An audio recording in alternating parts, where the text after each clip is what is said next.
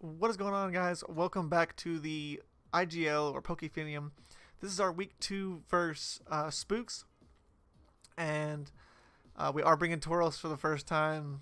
Tauros is a monster. Tauros is a monster. It's solely there just for PG. I think this is our second time playing Spooks. We did get wrecked by him last season, so let's hope this season goes a whole lot better for us. So turn 1. I want to lead our Tauros, as we are Intimidate and Choice Scarfed, and I should be able to get some nice solid damage off on this thing. I should have been firing off body slams instead of throat chops, but you know, that's what happens. And then I'm looking at my team and I'm like, oh my god, dude, I've got nothing to live this Lycanroc hit. And I'm like, okay, well, Conkeldurr can eat it decently well, and he clicks close combat here, and I'm like, oh my god, that did so much damage. And I'm like, alright, well, I was going to go straight for the Mach Punch to knock it out, as he makes the smart switch into his Mesprit, which I'm going to go straight back into our Tauros. As he's in headbutts and misses, and I don't really think all that matters all that much, is I body slam and knock it out as we are Choice Scarfed. In comes this Lycanroc again. It's time to just sack Tauros. It's done its job. And now that this thing is at +2, I'm like, oh my god, dude, I got nothing. I got nothing but this Conkeldurr here. As he does Accelerock here, and we do live, thank god, and we knock this thing out. If we got crit there, game over. We lost. We are able to Mach Punch and get a good chunk of damage off on this thing as well. Oh, and he didn't. The wildest thing, I forgot to say this. The wildest thing from turn 1, he didn't bring Urshifu Dark. He didn't bring Dark Shifu, and I'm like, what are you doing, brother? I mean, it makes sense with the team that we have, but I was like, what is going on? So now I've faced a lot of Staraptors, and I know it's Scarfed or Banded, right? There's like no other sets, so I gotta figure out what it is. I have my Mandibuzz built to take this thing on. All I gotta do is click Roost on this thing, and I figure this thing's set out. I'll be able to stall it out with his recoil damage.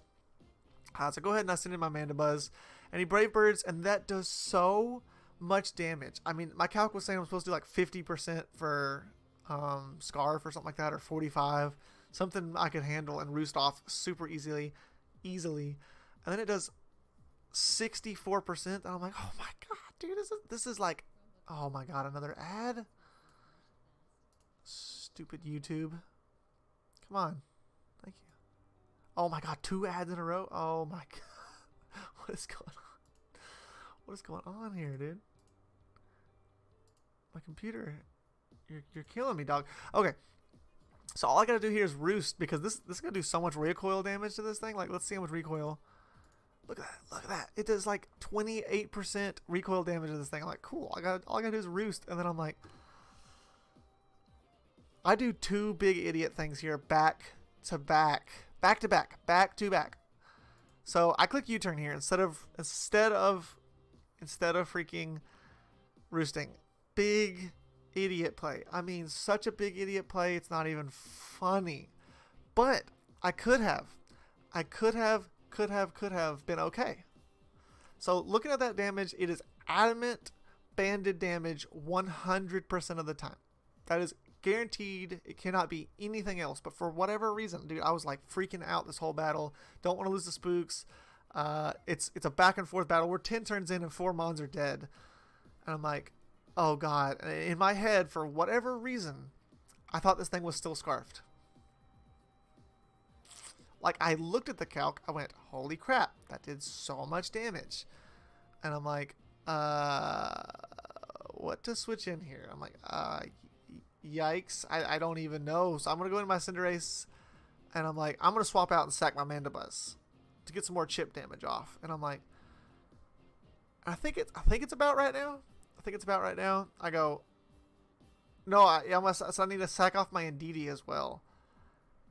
And like, if I just leave Indeedee alive, I have a chance. And it's at that moment, like there's that meme, it was at that moment he knew he effed up.